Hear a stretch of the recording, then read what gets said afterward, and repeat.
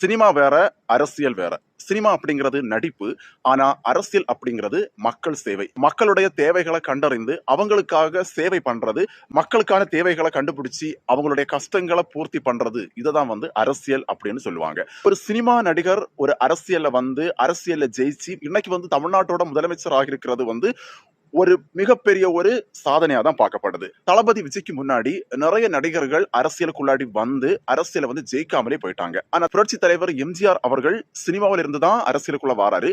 அரசியலுக்குள்ளாடி அரசியல ஜெயிச்சு மக்களுக்கு சேவை பண்றாரு. அவரை தொடர்ந்து அதுக்கு அடுத்து நிறைய பேர் வந்தாங்க. Super star Rajinikanth sir, Kamal Haasan, Karthik sir, Sarathkumar sir. So இந்த மாதிரி நிறைய பேர் வந்திருந்தாலும் தளபதி விஜய் இன்னைக்கு ஜெயிச்சிருக்காரு. இன்னைக்கு தளபதி ஜெயிச்சார் அப்படின்னா அதுக்கு மெயின் ரீசன் மக்கள் விரும்பின ஒரு மாற்றம் மட்டும்தான். சோ தளபதி விஜய் அவர்கள் முதலமைச்சர் ஆனதை பற்றி உங்க கருத்துக்களை கண்டிப்பா கமெண்ட்ஸ்ல ஷேர் பண்ணுங்க. மேலும் பல வீடியோஸ் பார்க்கிறதுக்கு நம்ம சேனலை மறக்காம சப்ஸ்கிரைப் பண்ணுங்க.